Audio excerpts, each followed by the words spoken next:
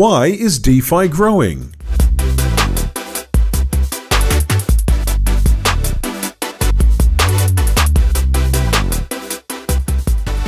Hello everyone, and thank you for coming to the AIBC Summit here in Toronto. My name is Alexander Szul, and I'm one of the co-founders of Rome Blockchain Labs. Now, Rome Blockchain Labs exists to challenge our beliefs and preconceived notions around the way that society and technology interact. We do this through developing high-quality, cutting-edge, yet simple-to-use decentralized finance solutions. So, this manifests itself simply as our decentralized money markets, a multi-network DeFi trading terminal, and an enterprise-scale financial informatics trading platform. Today, however, we're here to talk about a pretty crucial question, and that is, why exactly is DeFi growing?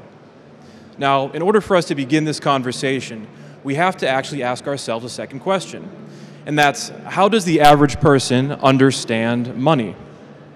If you go and you pull somebody random off the street and you ask them, what's your preferred asset class to invest in? They're going to give you a pretty blank look.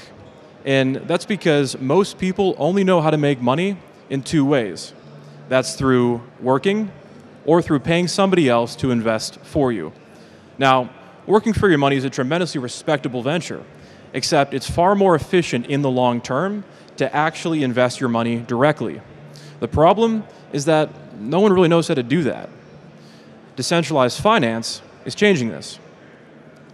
Through the advances in blockchain technology, we've been able to create a financial system which is open, accessible, and fundamentally trustless.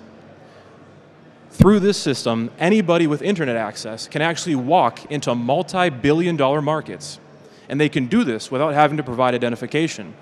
They don't need millions of dollars in the bank, and they don't actually even need a background in finance.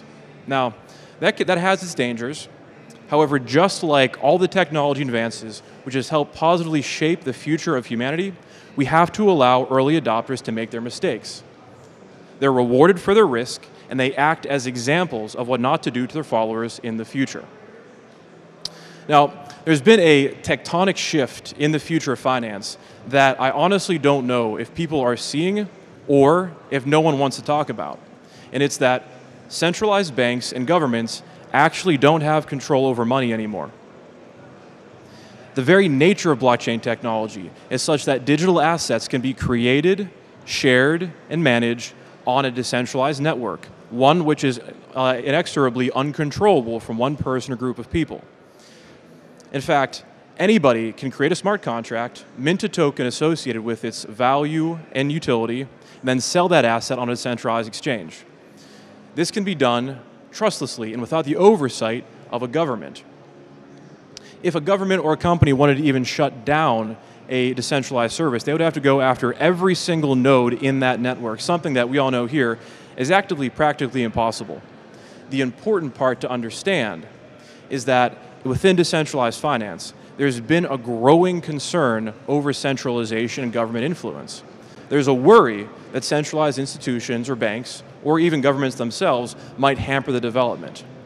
In my opinion, this is actually quite short-sighted, because the potential for collaboration between decentralized finance-focused initiatives and government institutions and agencies can actually uplift everyone. It has the potential to serve purposes which can freely distribute and openly provide money in ways never before thought possible.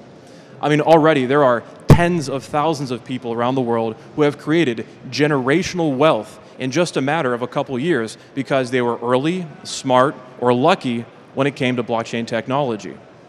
I was having a conversation a couple months back with a friend of mine. He communicated that he was making over $100,000 every single day. Think about that. Think about waking up, checking your phone, and seeing that you have $100,000 more dollars in your bank account. And then the next day, $100,000 more dollars in your bank account. Now, during that conversation, he expressed that he actually had no idea how to spend that, which I thought was actually kind of funny, but also kind of sad. Because his idea was he takes that money and he just invests it and grows more money and invests it and grows more money and so on and so forth. But as you can look around, given the inflation, given the cost of living, and given the extreme imbalance in capital distribution across traditional financial markets, that type of behavior is actually antithetical to the proper growth of a society. So this is where decentralized finance helps. Decentralized finance allows us to invest this growing capital into real-world, tangible services. Let's look, for example, at the Africa Improved Foods Initiative, AIF. AIF is a pilot program that seeks to address the chronic underfeeding or malnutrition across the African continent. What happened was a $70 to $75 million grant was given to farmers in the area that educated them on sustainable agricultural techniques, and then purchased all of the machinery and equipment that was necessary for efficient farming, and then it guaranteed a purchase of excess crops at the end of the season at a fair market price. What happened was that a University of Chicago study estimated that over 15 years, this initiative would actually generate $750 million of revenue just for the farmers. $750 million in 15 years for people who would otherwise have zero access to this type of potential. Now, on the nutritional side, this singular initiative addressed over 1%, it was about 1.3% of the total unmet food demand across the entire continent. If we extrapolate that over to 100%, we would need approximately 70 to 80 of these initiatives to actually completely eliminate systemic food insecurity for the most underfed nation, or continent in the world. Absolutely mind-boggling. Financially, this costs about $1.5 billion to achieve. That might seem like a lot of money, but if we look at one decentralized exchange on one network, Uniswap, we can see that within a single month, their total volume exceeds $1 trillion. $1 trillion is going across one exchange out of a place that has thousands of decentralized exchanges with only about 4.5 million users. 4.5 million people globally participate in DeFi. There's already $1 trillion going through it in a month. What this shows us is that we can utilize this peer-to-peer technology, decentralized finance, to directly invest in meaningful and sustainable initiatives. And the crazy part about it is we don't have to wait for governments or advisory panels or anybody to approve those funding. Because there is no government oversight, because there is complete decentralization, anybody here can start, grow, and help build these types of initiatives.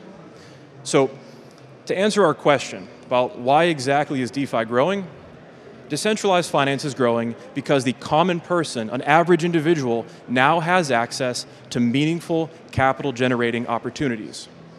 The decision that we have to make is whether or not we share that. Thank you.